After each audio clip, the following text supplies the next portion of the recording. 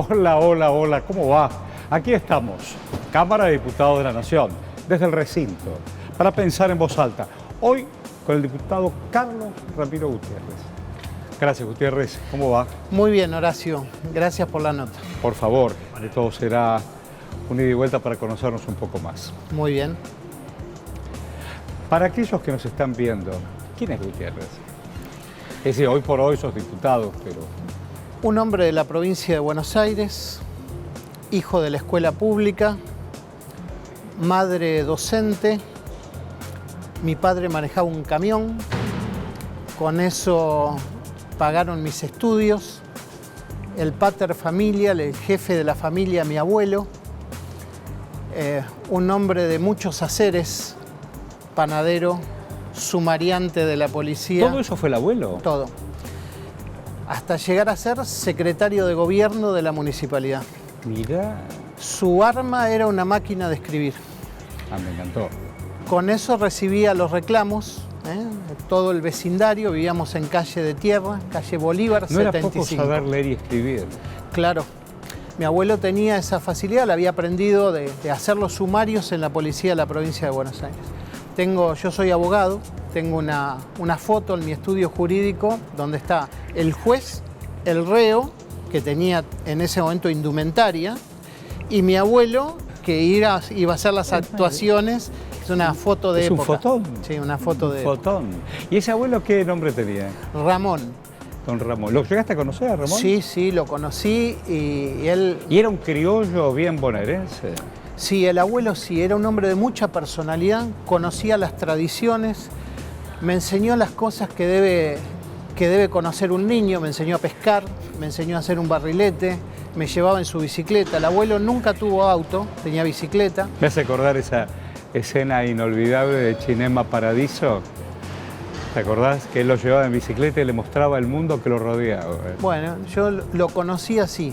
Después pude tener una bicicleta chiquitita y iba al lado de mi abuelo andando en bicicleta. Me encantó. Yo digo, para aquellos que nos están viendo en todo el país, Dolores es una cabecera importante dentro de la estructura de la provincia de Buenos Aires. Y de pronto hay un mundo rural y un mundo urbano. El que predomina es el mundo rural. ¿Cómo llegó Carlos a esta ciudad? Bueno, yo hice un tránsito bastante desigual para lo que es una carrera política estándar. Ah, mira. Yo trabajaba de abogado muy bien en la Dolores. profesión, en Dolores, Derecho Penal. Dolores tiene el departamento judicial más antiguo de la provincia de Buenos Aires, era el departamento judicial del sur, llegaba hasta Bahía Blanca. Dolores es el primer pueblo patrio, Sí, ¿no? tal cual. Y la civilización, para ponerlo así, llegaba hasta el río Salado. Estamos hablando de época roca. Sí. Y tenía las primeras bases de la cultura, las escuelas normales, los maestros se formaban en Dolores, después emigraban para Mar del Plata, Bahía Blanca. Allí yo pude estudiar en el Colegio Nacional de Dolores, en esa escuela pública, y en el ejercicio de la profesión, quien fuera designado ministro de Justicia de la provincia de Buenos Aires en la época de Felipe Solá, me dijo, te quiero en mi equipo, y así me fui de viceministro de Justicia de la provincia de Buenos Aires. Alfredo Mechievi, un dolorense, también exitoso, y luego, cuando se terminó esa gestión... Y ya entraste en la estructura política. Sí, cuando se terminó esa gestión, bajé directamente a ser concejal de mi ciudad, claro. Y ahí sí remonté haciendo toda la carrera tradicional. Yo digo, la palabra derecho empata con la palabra justicia, qué sé yo. A veces, a veces. Hay una más linda. ¿Cuál? Se llama abogar, que es abogar por otro. Es entender el problema, la necesidad del otro e intermediar, ponerse en el medio para poder... Es decir, que la mediación también deriva de ese abogar. Porque el abogar, tu herramienta es el derecho frente a la justicia, pero tu acción es de intermediación con esas herramientas para solucionar el problema de otro. ¿Cómo te pones a veces del otro lado cuando no hay justicia? Mira, yo trabajaba en un estudio jurídico de dos abogados muy importantes de mi ciudad, el doctor Menchón, José Luis Menchón, y el doctor Porres. Y yo era aprendiz de brujo, estaba ahí para ver qué podía conocer y aprender. Y un día había una cola importante de gente esperando en el estudio y me llaman al orden diciendo, ¿cómo puede ser que vos te recibiste ayer y tenés esta cola de gente? Ah, mirá. Y nosotros que hace 20 años que ejercemos la profesión, o vos no le cobrás o sos Maradona del derecho. Sí. Yo no les cobraba, era mi vocación política. No les cobraba. No les cobraba. Yo digo, hay un mundo desigual, pero no solamente en el planeta, en la Argentina también. Estamos hablando de democracia, idas y vueltas, y todos los días hay más gente afuera que adentro. ¿Tenés una mirada sobre eso? Sí, nosotros estamos perdiendo ciudadanía permanentemente. Sí. Hay muchísima gente que se desafilia de las instancias sociales más significativas. ¿Se desafilia de las instancias sociales más significativas? De tener una obra social, de poder ingresar a una escuela, de que te llamen con tu nombre y apellido, sí, de tener algo para hacer. Sos el del plan número tal. Claro. Y se va llenando algo que en la sociología se llama el corner boy, que es el chico, es el chico de la esquina. Es el chico que no es el student boy, no está estudiando, y lo más probable es que termine siendo delinquent boy, porque no tiene ninguna expectativa, ninguna motivación. Un gran criminólogo y profesor de Derecho a la Universidad de Buenos Aires, Elías Neumann, sí, claro, lo conocí. Fue muy amigo mío. Fue mi maestro. Muy amigo. Fue mi maestro. Él le hacía una encuesta a los pibes del enclave, sí, de 13 y 14 años, y le preguntaba, ¿cuánto pensás que vas a vivir? Y el chico le decía, 1 año y medio, 2 años. Tenían fecha de más. Vencimiento. Claro, entonces esa sensación de afutureidad, cuando el niño es el futuro mismo, total, encarna toda su vocación de ser, de crecer, de buscar, de ambicionar, era 1 año y medio, y la segunda pregunta era, ¿cómo pensás que vas a morir? Y era en un enfrentamiento. Entonces, yo no quiero ser Argentina, no, todavía no he perdido ni mis motivaciones ni mis convicciones, y la verdad, desde este lugar o desde el que sea, siempre voy a poner lo que pueda para Ahí estás hablando retomar. De este lugar. ¿Dónde te sentás? A ver. Me siento aquí derechito, en esta, sería la tercera fila y 3 antes del fondo. Ahí estamos con otros compañeros y compañeras. ¿Qué te pasó cuando entraste por primera vez, no a conocer este espacio, que es un espacio maravilloso, no solo desde la arquitectura, sino de la posibilidad de la democracia, y después de jurar y volviste días después, ¿y ahora qué? Te lo cuento desde el Consejo Deliberante, que fui concejal y entré por primera vez a un recinto. Primero, no falté nunca. Nunca. Nunca. Segundo, siempre fui de traje, porque son lugares importantes.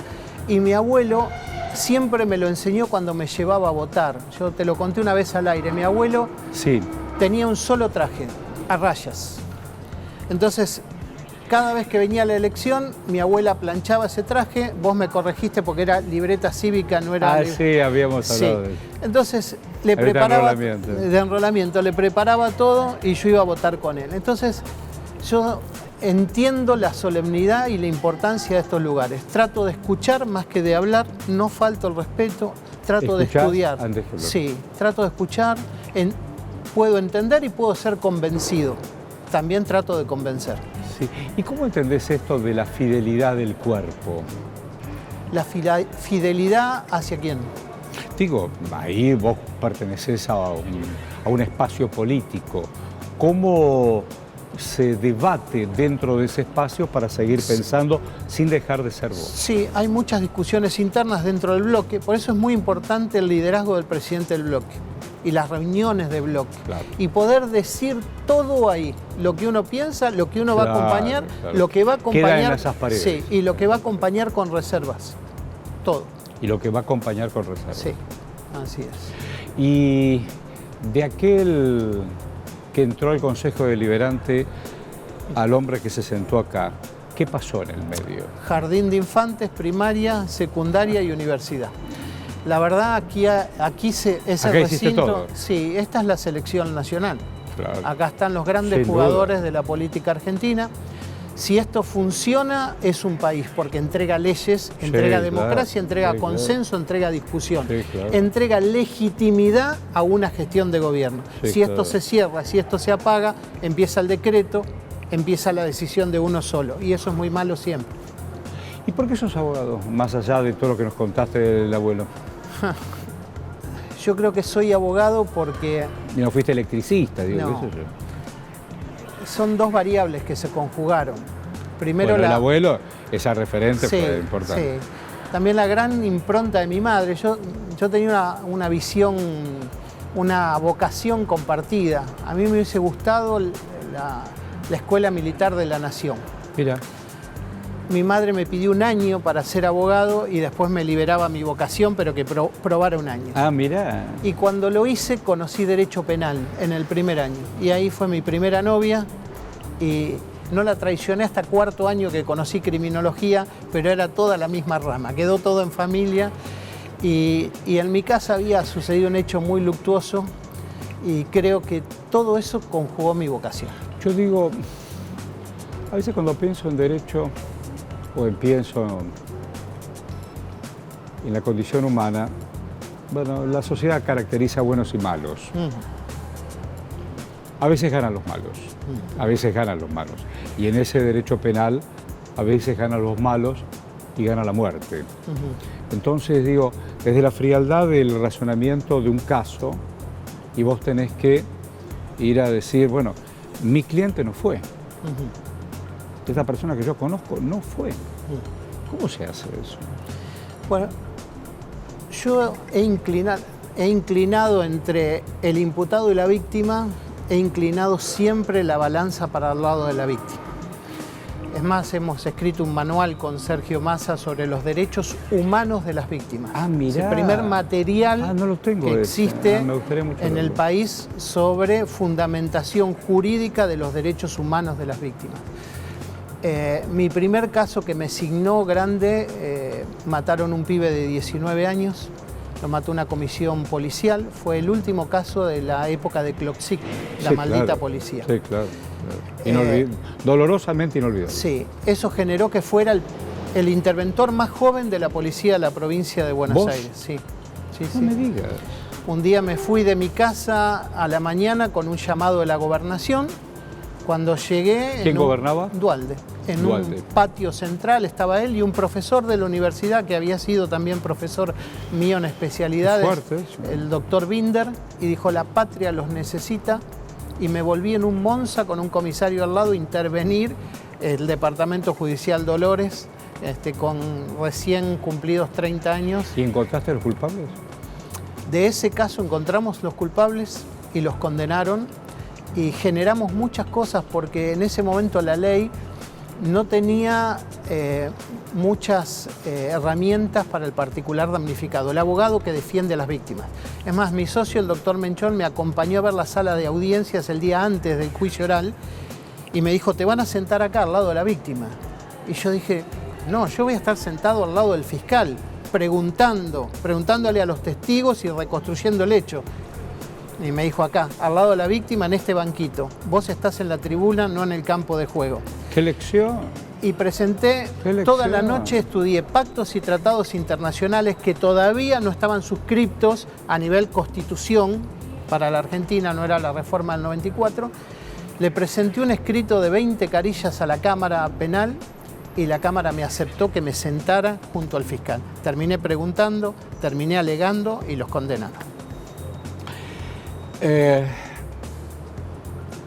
Hay miles de personas que hoy en la Argentina, por diferentes motivos, y sobre todo económicos y por desprecio a la población, los han marginado. Y algunos los etiquetan como sospechosos siempre de algo. Y sobre todo en algunas franjas etarias. Digo, si un pibe anda dando vuelta y a lo mejor no sabe qué hacer con su vida, es un pibe sospechoso o sospechado. ¿Qué pensás de eso? Nosotros tenemos que tener una visión... Y hay detenciones, y hay un montón de casos estremecedores. Mira, te lo cuento así. El primer día que conocí a Sergio Massa, con quien trabajo, yo le conté todas mis mis ideas en materia de justicia y de seguridad. Todo. Hablé 45 minutos sin parar y él me cebó 2 termos de mate. Entonces, cuando terminé, me dijo, está muy bien, pero vos tenés solo 2 patas de la mesa, la seguridad y la justicia. Y te faltan patas. Te faltan las relaciones internacionales, porque el país tiene que tener cooperación. Te falta la defensa, y te falta toda la tabla de la mesa, que son las condiciones políticas, económicas, sociales, educacionales, para poder incluir antes de que intervengan esas otras 2 patas que vos hace 45 minutos me estás hablando. Y a esta altura, ¿dónde pensás que está la posibilidad de que esa tabla de la mesa sea firme? Bueno, primero hay que comprometerse con los lugares que uno ocupa. Sí. Porque uno es mariscal del lugar, ¿no? Vos estás conduciendo esta entrevista, yo respondo, pero vos sos el que estás guiando la batuta. De alguna manera. Desde un comedor, desde una maestra, desde una profesora particular, desde una mamá, desde un policía, de cada lugar se construye la sociedad. Sí. Y hay que volver a tomar conciencia, no desde arriba hacia abajo, de los 2 lugares, de abajo hacia arriba y de arriba hacia abajo. Hay que recomponer los roles de esta sociedad. El rol de autoridad del policía, el rol de credibilidad. Familia. Sí, el fiscal que debe conocer las calles de su ciudad, el juez que debe salir de su oficina. Todas esas cosas van a construir una mejor sociedad. ¿Y vos trabajaste, veo por ahí, trabajaste en alguna de las comisiones vinculadas precisamente con la justicia? ¿Estás en eso? Sí, son las que me especializo en eso. ¿Y qué opinás de Corte, Consejo de la Magistratura? ¿Qué opinión tenés sobre eso? Yo creo que hay que hacer una gran reforma, pero es con los jueces, no es sin los jueces. Es una diferencia. Sí. A ver, explícame una y otra. A ver. Primero, incluso para nuestra gente, claro. Es la ley de los grandes números. Hay muchísimos jueces, fiscales, defensores, asistentes sociales que trabajan en relación, los auxiliares, que son excelentes personas. Sí, sin duda. Y que dejan su ropa por llevar adelante una función. Y hay otros que deberían sacarse su ropa para que otros ingresen a ocupar su función. No puede suceder que una causa tarde 7, 8 años para que un testigo pueda venir a declarar un juicio oral, o una adopción, o una quiebra, o poder vos cobrar tu indemnización por despido. Sí. Entonces, esa es la gran deuda que tiene la justicia. La justicia se alejó de la ciudadanía. En la pandemia fue la que más tarde incorporó la tecnología y la que más tiempo tuvo su oficina cerrada, que es una oficina es cierto eso que estás diciendo. Es una oficina de SOS, Horacio, porque cuando vos... Es todo urgente. Sí, y cuando vos agotaste todas las otras vías... Vas ahí. Vas a esa Cruz Roja que es la justicia y decir ayuda. Y estuvo cerrada. Y estuvo cerrada. Entonces hay que sentarse, construir con el Poder Judicial el nuevo Poder Judicial.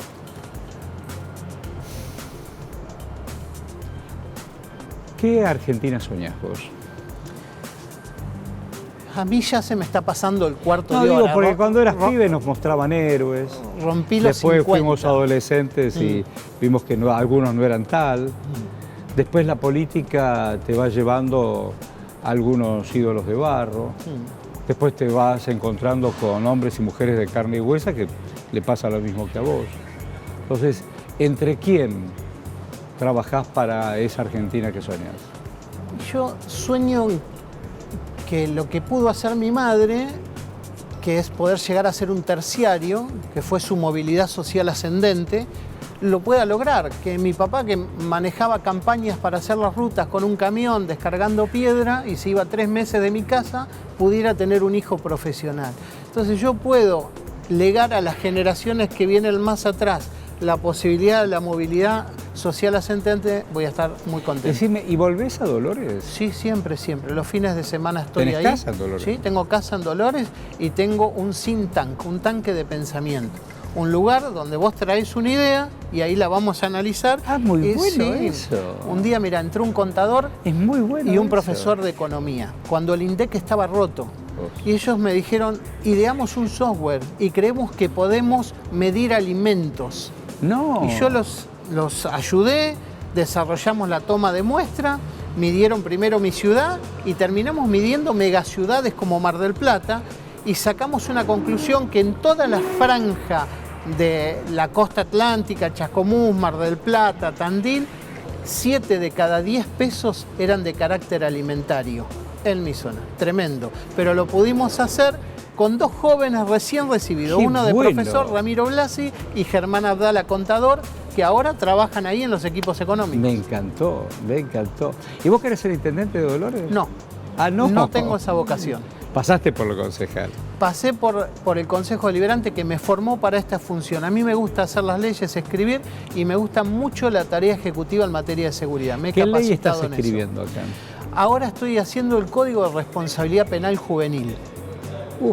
Hay un gran vacío, nadie quiere tocar eso y tenemos leyes de la dictadura Código militar. de responsabilidad Penal juvenil. ¿Qué pasa cuando un menor comete un delito? ¿Qué Bueno, hacemos? el Neumann de eso hablaba, ¿no? Sí, claro. Claro. Tenía pelota de trapo y él trabajaba con los sociólogos que allí estaban. Yo creo que el sistema hoy es deficitario. Tenemos una ley de la dictadura, un decreto de Videla hecho para que el menor pueda ser dispuesto. Es una ley de 13 artículos que en 3 grandes sectores de la ley dice cómo el juez puede darle un menor a alguien sin que nadie lo controle. No. Esa es la ley que hoy tenemos vigente. Y así pasa. ¿Sí? Debemos reformar eso, establecer criterios para que un pibe que entra en conflicto con la normativa pueda tener alguna salida. Nosotros creamos al menos 10 medidas para que el juez pueda responder artesanalmente frente al problema que ese chico Claro, genera. porque ahí estoy reteniendo lo que acabas de decir. Entrar en conflicto con el sistema. Con el sistema, sí. A veces es un pibe que solo necesita una reprimenda. Se crea la figura de la reprimenda. El juez lo llama con toda su investidura y le hace saber lo que significó su hecho, que tal vez era una travesura. Pero eso significó que no lo institucionalizaras, pero que conociera el poder de la autoridad y lo que podía pasar. Yo digo, en una sociedad que también se rompió desde lo individual hasta lo grupal, familia y esas cosas. ¿Quién es el referente o cómo son los referentes? Mira, un gran referente en mi vida fue mi médico de familia, el qué doctor bueno, Rodolfo Ribé. Me traes un recuerdo Sí. importante. Incluso, digo, mi generación sí, pero digo, hoy cada uno se atiende como puede y donde puede. Bueno, pero era autoridad. Y yo al día de hoy, mi médico está jubilado, pobre, tiene algún problema de salud, pero Sí. yo siempre lo voy a consultar. No. Sí, claro, porque su palabra no solamente era la del médico. No solo te cuida. Sí, era su consejo, conocía toda mi familia, el árbol genealógico, las enfermedades que podíamos tener, ese estudio que hoy no existe más. Bueno, esa era la autoridad del médico. También estaba la autoridad del policía, también estaba la autoridad del buen vecino, que vos te ibas y le decías, me mirás la casa porque yo no voy a estar, y vos sabías que tomó ese compromiso y él iba a cuidar tu casa y te la iba a mirar y iba a llamar por teléfono si algún problema pasaba sucedía. algo. Mira, Sí. te veo abierto una canilla, te mojó toda la parte de la, no Exactamente. necesariamente te la intrusó. Él es Carlos Gutiérrez, nos está ayudando a pensar en voz alta. ¿Y sos peronista? Soy peronista. Hay una historia muy linda. Mi abuelo era conservador de boina roja. Uy. Sí, después muchos de los conservadores derivaron en ser peronistas, que fue Sí. el caso de mi abuelo. Mirá. Entonces hay un librito que se llama Hiel y Miel. Hiel y Miel. Y Miel, de una localidad vecina a la mía, que es Tordillo. Donde Tordillo, claro. había un referente de los conservadores y mi abuelo era el secretario del partido, el alma del partido. Llegaban las elecciones y no lo encontraban a mi abuelo. Entonces lo manda a buscar, mi abuelo había pasado al peronismo. Entonces No. le pide explicación el caudillo conservador y le dice, es el progreso, dijo mi abuelo. No, mirá Y qué bueno, anécdota. Y está reflejada en Es ese el libro. progreso. Es el progreso. Y bueno, cuando llegaban las elecciones, yo Y vos te creaste en ese ambiente. me crié en ese ambiente muy preservado. Mi abuela no le gustaba la política Qué bueno. y ¿Cómo se llamaba la abuela? la abuela se llamaba Florencia. Yo digo, Florencia acompañaba a ese Gutiérrez que la tenía clara. Mi abuelo era Exquisito de apellido. ¿Exquisito? Exquisito, sin la S, Exquisito, italianos. Entonces, cuando llegaba la línea, porque Perón estaba proscripto, venía alguien de afuera, supongo de Mar del Plata, de Buenos Aires, de La Plata, se corrían las sillas, los sillones de un living que había en casa, el abuelo recibía gente, invitaba a los vecinos del barrio, mi abuela, que había estado con la cara muy larga porque eso iba a suceder, después entendía, hacía unos scones para todos los que venían, se bajaba la línea, había discusiones fuertes, después se iban todos, mi abuelo tomaba su bicicleta y íbamos por el barrio contando lo que había pasado en la reunión. Yo iba con él, escuchaba cosas. ¿Vos lo estás escuchando? Él es Carlos Ramiro Gutiérrez, diputado de la Nación, acá desde el recinto. Apenas una pausa, ya venimos. Gracias.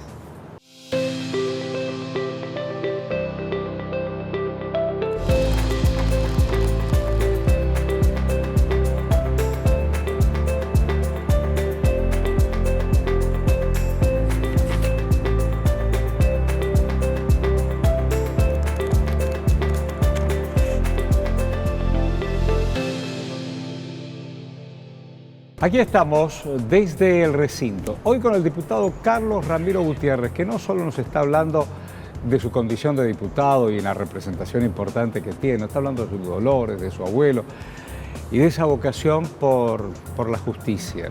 ¿Cuándo escuchaste, más allá de si vos recién lo estás encontrando, nos recordaba aquel hombre que escribía acciones judiciales y penales, que era el abuelo, y que lo tiene como guía? ¿Cuándo encontraste, más allá de tu vocación, decir, yo tengo que servir a mi pueblo, a mi gente? ¿Cuándo lo encontraste? Que no te bastaba con contentarte con vos. Para eso fue muy importante el Consejo Deliberante.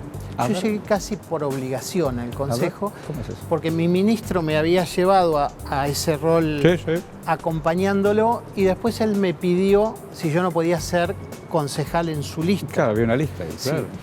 Y ahí me di cuenta el día que me senté en ese Consejo Deliberante lo que significaba. ¿Y conocías a los otros vecinos? Sí, los conocía. Y hoy el titular de la bancada del radicalismo es una persona a la cual yo admiro. Y pujamos permanentemente. El contador Bianchi era presidente del bloque radical y yo el presidente del bloque peronista. Los dos jóvenes. Y yo le decía, Gustavo, el día que terminemos esto, si yo algún día soy intendente, vos vas a ser mi secretario de gobierno. Ah, mirá, qué lindo. ¿Y por qué no querés ser intendente? Porque creo que hay otros jóvenes que ahora... Yo he hecho ya el trasvasamiento generacional. Ah, ya lo hiciste. Sí, eso. Yo ya pasé, he formado los jóvenes. ¿Tenés hijos? Todavía no. ¿Tenés sobrinos? Sí, tengo ahijado también. ¿Y a esos ahijados los llamás, los hablás? ¿Le hablás de futuro? ¿Qué haces? Guido es chiquito, que es mi ahijado, está en Maipú, Gonzalo y Mimi son sus papás. ¿Sí? Maipú, ahí nomás. Sí, y es muy travieso, así que tengo que ir a verlo porque soy muy mal padrino, lo veo poco. Voy para los cumpleaños y alguna visita más. Ya lo vas a ver. Ahí estuve leyendo referencias tuyas que tienen que ver con el deporte, pero el deporte con la concentración del cuerpo, a pesar de que es un arte marcial, que tiene que ver con la guerra, pero también con la defensa. ¿No sabías lo de taekwondo tuyo? Así es. Contanos eso. Yo creo que esa vocación estaba desde que estaba en la panza de mi madre cuando pateaba. Mirá. Sí, claro. Eso siempre me llamó la atención, me gustó. Buscaba, pero no había... Estás hablando de taekwondo. Taekwondo. No había en mi ciudad hasta que llegó un instructor que se llamaba Carlos Dualde, que hoy es mi maestro, todavía. Y bueno... ¿Y empezaste con un cinturón blanco? Sí, con cinturón blanco. Hoy soy cinturón negro tercer dan. Eso es muy importante dentro de ese mundo. Sí, y me gusta y lo practico y es un arte que me enseñó a concentrarme. Tiene principios, tiene filosofía, sé respirar, sé bajar todos los cambios que se necesitan bajar y también sé defenderme o defender a otros si en alguna situación eso pudiese ocurrir. Y decime, ¿qué te enseñó todo eso? Más allá de respirar y de precisar en la concentración saber dónde dirigir, dónde está el peligro. Primero mejoró mi autoestima. Ah, ¿por qué? A ver, enséñame. Yo era el segundo más bajito de la fila. Qué lindo. Así que imagínate. Qué lindo. Y bueno, el taekwondo me dio la posibilidad de creer en mí. Y después me enseñó muchísima disciplina. Yo en mi casa y en el colegio al que fui tenía la disciplina, pero esta era una disciplina de orden marcial, ¿no? Y había entrenamiento físico del cuerpo. Y la verdad, ¿Cuándo comenzaste a hacer todo eso? ¿Cuántos años tenías? y tenía 16 años. ¿Hoy tenés?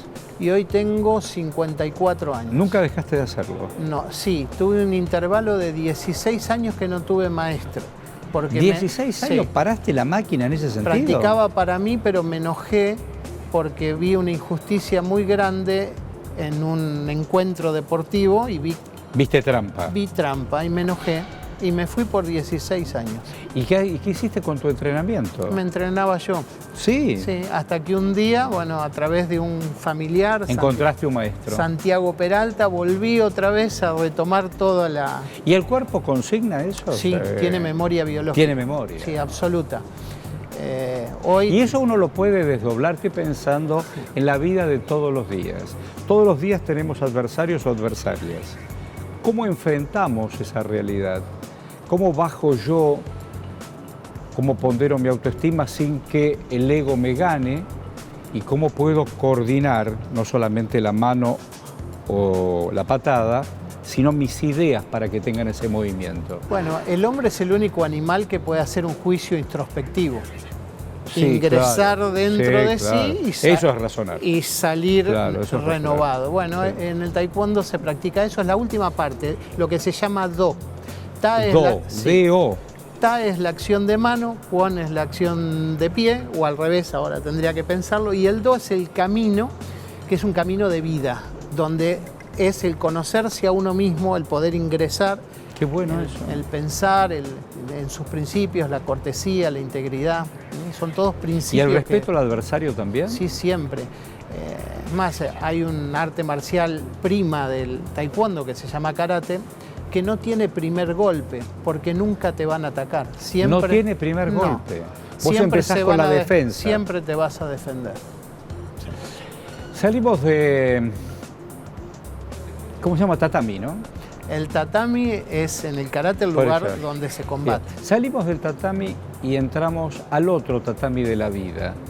¿De qué cosas debiera, a modo de consejo, sobre todo para los más chicos o chicas, qué habría que advertirle a los más pequeños de la vida de todos los días, sobre todo en la política? Sí, yo creo que hay una variable muy importante que no la consideramos, que es la variable tiempo. El tiempo. El tiempo. El tiempo se vive muy rápido, Muy. entonces no se disfruta. ¿Sabes que sí? Uno no frena, Sabes que sí. uno no comparte y toda esa gran velocidad. Las redes sociales, la tecnología nos llevan a mayor velocidad. Vos prendés tu teléfono y lo que querés es ni esperar 3 segundos, que la pantalla rápidamente me entregue datos. Me devuelva. No claro. puedo esperar. Entonces, yo le diría al más joven que si caminó desde donde está hasta el punto a donde iba en 15 minutos, que trate de hacerlo en media hora y lo disfrute más. ¿Te enamoraste? Sí, me he enamorado. Sí. ¿Te fue bien? Más o menos, pero bueno, dicen que el amor siempre da revancha. ¿Estás enamorado de la política? Yo creo que es mi gran amor. En mi auto hay una valija y un traje siempre. Mi amigo Sergio Tomás es noctámbulo, así que de 3 a 5 de la mañana puedo recibir cualquier Decime, mensaje. ¿Y con Massa cuándo lo conociste? Massa lo conocí cuando él era intendente, yo era diputado. Ah, mira. Sí, fui 3 veces a tomar mates con él, que hablamos estas cuestiones, y nunca me definía nada. Él no te definía. No, entonces un día le dije, mira, Sergio, yo 4 veces no vengo. Sí, claro. Yo ya tomé mate, me encanta tomar mate con vos. Y me dice, Qué ¿qué te bueno. voy a definir si yo soy intendente y vos sos diputado? Vos tenés más que yo. Claro. Entonces, bueno, ahí nos hicimos muy amigos y fui su primer diputado y después armamos un bloque, fue el Frente mirá, Renovador. Qué bueno. ¿Sí? Y Es decir, que se conocen mucho. sí, yo lo aprecio desde mis afectos. Y él también a vos. Sí, claro. Y ¿Con su familia igual? sí, con Malena, conozco a sus hijos, he estado en su casa porque él abre su casa para los encuentros de y ahí pasa todo. Sí, sucede ahí, le gusta cocinar y él te agasaja. Y es una persona muy inteligente, que tiene una de las capacidades que yo creo que comparte, él es abogado también, que es la observación. Él observa y tiene gran percepción e intuición. Y si no tenés eso, Perón decía en una obra que recomiendo que la lean como material político, lo puede leer cualquier persona, que se llama La conducción política. Sí, claro. Y decía, el conductor no se hace, nace. Y la diferencia es que viene con un arma más que se llama la intuición. Si se abren dos caminos, y yo doblo para la izquierda y había un precipicio, los maté a todos. Y si doblé para la derecha, mi intuición estaba correcta. Entonces, tener intuición es muy bueno para esta actividad porque te permite ver antes que la tormenta suceda o anticipar los acontecimientos. Digo, estamos saliendo al aire un día importante, son días y horas importantes para la República. Y ese hombre que vos conocés hoy está haciéndose cargo de una estructura importante de la Argentina. Desde el otro lado, no desde el amigo, ¿cómo ves este episodio? Yo primero deseo que Dios lo ilumine, porque en este barco somos 40 millones de argentinos. Claro. A mí me gusta una frase que se la comenté a él, que es de los marinos, que se llama orzar. Cuando vos girás el barco para tomar buen viento, pero no solamente hay que girar el barco para tomar buen viento, sino hay que poner más marineros que tal vez no sean de tu signo político, pero que van a sostener el momento.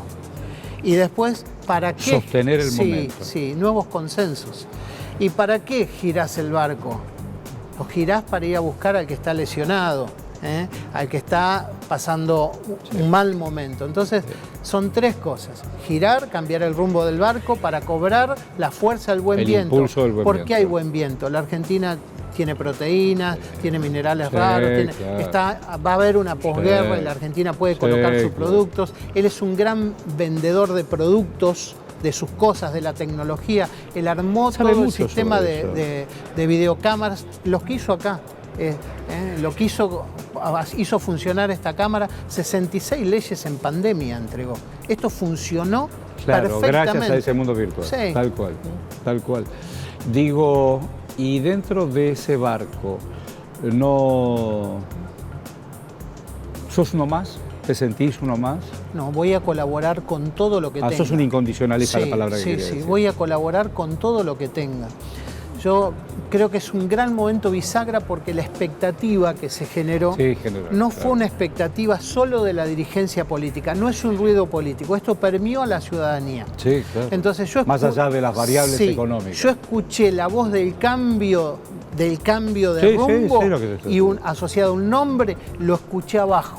Entonces cuando eso pasa abajo es que había alguien que estaba callado pero que estaba sufriendo y que ahora dice, bueno, puede ser que me saquen el pie de encima y que esto empiece a moverse. Puedo respirar un poco. Sí.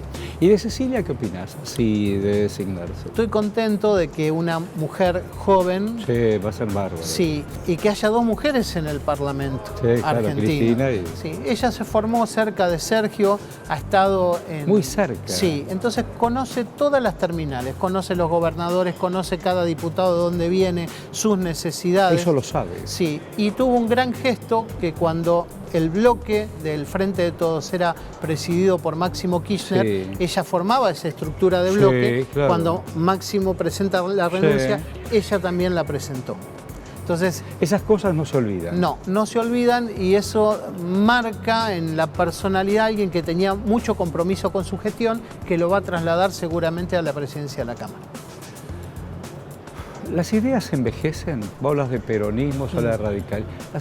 Las ideas, pero hablas de manual de conducción, que tiene 60 años. Digo, ¿qué vigencia tiene ese ideario? Dentro de la conducción política, Perón dejó un mensaje para la posteridad que está muy olvidado. A ver. No solo dijo que había que militar su doctrina, sino no solo militar su doctrina. Dijo que había que renovar su doctrina. Bueno. Entonces eso contesta a tu pregunta. Sí, claro. Bueno, en estas olas políticas el Partido Renovador en su momento intentó renovar el dogma, ¿no? Es así. Los momentos cambian, hay pilares centrales, pero también esos pilares centrales tienen que ver con la estructura y la formación en valores de cada persona, ¿no? Esencialmente. Vos podés tener una piedra hermosa, pero el engarce es el anillo que está abajo. Claro, Entonces, se cayó. Sí. Decime, la mamá, ¿qué terminó siendo? ¿Profesora, maestra? Sí, maestra jardinera. Maestra jardinera, con lo más chiquito. Sí. Cometí un error porque fue mi maestra. No, no debió eso. haber sido mi maestra. Contanos eso. Claro, el jardín de infantes para mí era un principado. Mi madre era la maestra jardinera. ¿Y de qué escuela estamos hablando? Y era el jardín de infantes número, creo que era el 2 que fui. No, estamos hablando de Dolores. De Dolores, sí. Era el jardín de infantes número 1 y ella después fue la directora del número 2. ¿Y la tuviste de maestra? Sí, la tuve de maestra, Natí. Cuando las maestras... Y cuando decía, todos le decían señorita o seño, ¿por qué le decías mamá? Sí, claro, y era un piojo así que tenía coronita. No podía tener coronita. Todos decían seño. Mamá, el compañerito, ¿qué dice, Carlos? Bueno, pero yo vi ese sacrificio. Mi madre tuvo 3 trabajos, hacía dedo para ir a ser maestra jardinera a Castelli, la ciudad de al lado. Qué bárbaro. Sí, el poder verlo, que eso es tal vez lo que está faltando en muchas generaciones que no ha visto ni a su papá ni a su mamá salir a trabajar. ¿Cómo te fue en pandemia? En pandemia me fue bien. Bueno, ustedes trabajaron, esto que estás destacando. Sí, trabajamos. ¿Tuviste tiempo para estudiar? Muchísimo. Vos estudiás mucho, Sí, ¿no? Yo me capacito siempre. Uno es un eterno no ser. Sí, tú hay que ir... Mira, yo, Horacio, cuando ganaba un peso en la profesión, lo dividía en 2. A ver. Una parte iba para mi casa, para mi papá y mi mamá, porque era una unidad familiar. Vivíamos ahí, todo entraba ahí. Me encantó. Y la otra mitad era para especializarme. Entonces yo miraba y decía... ¿Hacías cursos, comprabas libros? Sí. Libros, 3 bibliotecas. Ahora está todo en internet, pero yo tengo 3 bibliotecas. ¿Pero las tenés? Sí. Después miraba cuál era la mejor casa del saber. Y decía, bueno, la Universidad Complutense. Juntaba y me iba a capacitar a la Universidad Complutense y volvía con saber en la mochila. Con saberes. Sí, en la mochila. Siempre hice eso y lo voy a hacer hasta el último de mis días. En pandemia escribí, trabajé acá, tomé un montón de cursos, cuidé a mis padres, que gracias a Dios el Estado Nacional les dio 4 vacunas igual que a mí.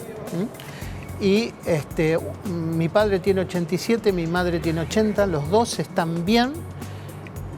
Pude cuidar... Te estoy escuchando y digo, ¿qué cosa ser agradecido? No es poco, no es poco. Sí. Agradecido a la vida, qué sé yo. Sí. Agradecido. Sí, hay que ser agradecido. ¿Sos un hombre de fe? Sí, creo en Dios. Mi madre me enseñó a rezar, así que creo... Eso también te ayudó a estar con vos, ¿no? Sí. Y con la trascendencia, naturalmente. Siempre pido. ¿Siempre pedís? Sí, siempre. ¿Y agradeces? Pido. Sí, muchísimo. Sí, agradezco todo lo que he recibido. Y cuando te encontrás con papá y mamá, ¿de qué hablan? ¿Te preguntan cosas acá del Congreso? Están más pendientes que vos, saben todo lo que sucede acá. Y bueno, como todo padre y madre, ellos son fan y yo soy fan de ellos. Claro. Y bueno, qué bueno, nos cuidamos mucho. Nos cuidamos. Sí, nos queremos, es una familia. La verdad, yo aprendo de mi padre siempre. Su consejo. Vos podés haber ido a la Universidad, a la Complutense, donde vos quieras, pero seguís aprendiendo de ese hombre. Sí, claro. Mi padre me miraba y yo ya entendía, no tenía ni que retarme. Yo ya sabía que había hecho algo mal. Y cuando hiciste algo bien, ¿cómo es esa mirada? Orgullo, un orgullo enorme. Le brillan los ojos. Sí, y mi madre que dice, lo sacó de mí. ¡Ay, la maestra! Mi madre es docente. Ay, en casa, la maestra. Vos abrís un anaquel y no cae una lata de tomates, cae un libro. Claro. Mi madre leía a Jean Piaget. Qué grande. Claro, y mi padre decía, yo sé que me engañe y era con ese Jean. Mirá el papá. Era lo que leían los libros. El papá. Sí. ¿Y por qué la quiere tu papá a tu mamá? Es una historia de amor tremenda. Mi padre vino, ¿Tremenda? Sí, mi padre vino a trabajar en una empresa de camiones al A pueblo. Dolores. Sí, a Dolores. El hombre vino. Sí, Llegó a Dolores. mi padre es muy parecido a mí. Yo no soy hijo del lechero. Soy de mi papá. Nunca lo hubiera sospechado, Soy pero de- digo, soy- ¿y conoció a esa mujer Sí, dónde? rubia, preciosa, de ojos. No me digas que estás hablando de tu mamá. Sí, de ojos claros. Y mi padre, nada que ver. Mi padre, tez Morocho, morena como criollo, yo, un criollo. criollo. Y bueno, la vio pasar en el camión. Le dijo, qué Ah, linda rubia. Sí, y para mi abuelo era el gavilán, que se quería llevar a, Claro, se quería llevar a se su la va a hija. llevar del pueblo. Y bueno, y se casaron y quedaron allí. Qué bueno, qué bueno. Decime, ¿y tenés a un amigo así incondicional del pueblo? Sí, sí, tengo. Mira, en un momento tuve una operación muy severa. Tuya. Sí, que pensé que no iba a volver a caminar. ¿Tanto? Sí, y cuando me desperté en mi cama lo vi a mi padre sentado y a mi amigo Matías que estaba ahí. Así que Matías, mi agradecimiento de siempre por tu amistad. Y es un amigo de toda la vida. Sí, trabajó conmigo muchísimos años, muchísimos, en el Ministerio de Justicia, así que hemos conocido toda la provincia, cada lugar, cada solución, cada planteo, cada... ¿Vos crees que ahí sembraste, sí, en esa Sí, gestión? Sí, siempre, Sí. siempre. Mira, una vez vino una persona que era un recomendado, siempre aparece, Ocurre. ¿no? Ocurre. Entonces, yo era el más joven en la oficina y me lo mandaron a hacerte cargo del recomendado. Entonces llegó y el recomendado pretendía venir los 29. El ñoqui. Fue de mis mejores empleados. No. Sí, porque yo lo motivé a trabajar. Así nomás. Sí, éramos un equipo. Todos. Decime una cosa, vos trabajaste ahí y tuviste esta relación que nos contaste con la policía de la bonaerense, qué sé yo. ¿Cómo se hace para no generalizar? Para que no sea la bonaerense, todos son malos, ¿cómo se saca la paja del trigo? Yo llegué a las 7 de la mañana con mis 30 años a una regional de policía. Un mando donde estaba el poder policial. Claro. Me atendió claro. un comisario con jinetas. Y vos Se- eras el civil, venías Sí. con el traje. La revista 23 que hizo una nota decía, tiene un hilo de voz. Es el más joven de todos los interventores. Él estaba en su despacho, un escritorio de roble. El policía. El policía. Con mucho... Sí, sí, con todas las jinetas. Se paró y me dijo, doctor, mi escritorio es suyo. Y yo le dije, siéntese, mi escritorio es el de todos. Y me salvó la vida el recorrer cada una de las dependencias policiales de mi ¿Qué pasaba jurisdicción. cuando llegabas a esa dependencia? Uy, mira, Mira, llega... voy a una y cuando llego no estaba el comisario, estaba el subcomisario, un hombre de la aérea. Uf. Entonces, recién se había reformado la ley penal y él tenía un código abierto y marcado y lo estaba leyendo. Hasta ahí Entonces, todo bien. yo lo felicité, le Ahí digo, todo bien. usted está incorporando Muy un bien. conocimiento, ¿no? Lo felicité. Muy bien. Al otro día tenía que ir a visitar otra dependencia en Vos. Chascomús, yo. Yo siempre avisaba que iba a ir. Voy, no Sí. caigo de sorpresa. Cuando llegué, el otro comisario que me estaba esperando tenía como 10 libros arriba de su escritorio. ¿Eh? Me Un gran encantó. sobreviviente, un gran sobreviviente. Me encantó. Y yo digo, una cosa es el despacho, Sí. y haces el pasillo y está la celda, el calabozo, Sí. Y a las 7 de la y mañana, todo lo que resta. pero a las 7 de la mañana yo estaba parado dando la academia al primer tercio que iba a salir a la calle. Yo, el interventor de la policía. Estaba parado Decirle diciendo, a nuestra gente qué significa el tercio. el tercio son el primer grupo de la mañana que va a salir a hacer rondín, a vigilar, a prevenir el delito. Le decía qué pretendía yo de ellos, qué era lo que era un Vos le policía. hacías ahí en el Sí, patio. Sí. Ah, ¿Qué era un policía? ¿Qué debía ser un policía? ¿Qué tenían que hacer si se encontraban con evidencia? ¿Cómo la tenían que caucionar, que alzar Claro, esa evidencia? claro. Y que su mejor amigo era el teléfono, porque yo iba a estar del otro lado del teléfono y si tenían un problema me tenían que llamar. Así empezaban todas las mañanas. Todas las mañanas. Sí. Decime, eso fue un momento muy importante de bisagra tuyo. ¿De qué manera hoy te llega el país real estando vos sentado acá? Y el país real tenemos un severísimo Para que esto no sea una burbuja. No, digo. tenemos un severísimo problema con el narcotráfico. el narcotráfico y los niños sobre todo, es el material de canje liviano que se lleva en el bolsillo y que en una tarde de canje, de venta de esas bolitas, Rosario, lo que es sí, Santa Fe. de esas bolitas que se llevan envueltas, que es cocaína con mezcla de hasta vidrio molido, eso puede significar en una tarde de trabajo de ese pibe el sueldo de un grado intermedio de la policía, que es el que tiene que controlar que eso no pase. Tremendo. Es un problema gigante. Sí, gigante. es un problema que requiere primero nombre y apellido. Yo creo que tiene que haber ¿Qué significa una eso de nombre y apellido? persona a nivel nacional, y lo tendrá que haber una por provincia, que sea quien rinda cuentas cada mañana de cómo se avanza o se retrocede en esta materia. Tiene que haber un responsable. Fíjate que Rosario y Santa Fe no pueden avanzar. No, pero tiene que haber un nombre. Vos me estás Le entrevistando, costó la vida a un montón de sos gente. Horacio Embón. Sí, vos también, vos sos Sí, Carlos Gutiérrez. sí, bueno, tiene que haber a la mañana alguien que yo sé que es el encargado de dar ese combate. Y yo poder decirle qué pasó hoy. Y él me va a decir, hoy destruimos 15 cocinas, hoy secuestramos tantos, hoy están presos tantos y hoy estamos buscando a estos 10. Porque si yo te pregunto quiénes son los 10 más buscados por narcotráfico en la provincia de Buenos Aires, en la República Argentina, no lo sabés. Y te lo vas a cruzar por ahí, no sabés ni quién es, Claro. y el tipo va a estar comiendo delante tuyo con su familia y es un prófugo de la justicia, un prófugo de la ¿Y vos policía. cuando tenías la gestión en la provincia, tenías esa data? Sí, absolutamente. Sí, absolutamente. Sí, pero se trabajaba de otra manera. Yo trabajaba con el jefe del penal y sabía quién iba a salir esa semana. Todos los lunes yo sabía quiénes iban a salir. Si tenían mirá. domicilio en Dolores o si iban a ir a otro lado. Y el Si- que salía sabías a dónde iba. Sí, y si necesitaba una entrevista con un asistente social para ver si lo tenía que reconducir a algún lugar, también se lo hacíamos, porque nosotros no queríamos que vuelva a entrar. Bueno, ahí hay una pregunta y ahí estamos dando los últimos minutos del reportaje. Y así como nos enseñaste justicia, derecho, hay una palabra que se llama libertad. Desde la justicia también se otorga la libertad. Llega un día que se terminó, lo que Sí. está escrito. ¿Y qué será la libertad? ¿Qué será la libertad?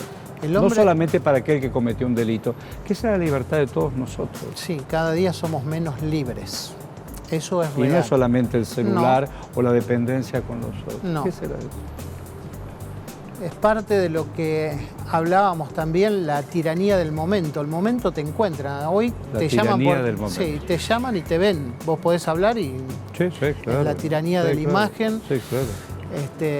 Yo creo que estamos ingresando en otro momento de la historia completamente diferente, donde es la sociedad de los datos. ¿Qué o quién es dueño de los datos? Ese es Claro, el con dilema. eso te compro, te vendo. Sí, es el dilema que viene. hasta Antes puedo eran seres comprar tu humanos. alma, ¿no? Eran seres humanos. Ahora vale más un dato que un dato, ser humano. sí. Quien lo produce, quien lo puede guardar, quien lo puede almacenar, quien lo puede hibridar. Hay algo maravilloso que también es la humanidad, Sí. lo humano, Sí, ¿no? Lo eso es humano. lo único que no hay que perder. Y eso nos salva. Y ese refugio, como empezamos esta charla, el juicio de introspección. Por eso quería cerrar de esta manera. Muchísimas gracias, A vos, Horacio. Gutiérrez, muchísimas gracias. No, gracias. Y a vos también. Interesante. Bueno, nos encontramos desde el recinto, desde la Cámara de Diputados. Hasta la próxima.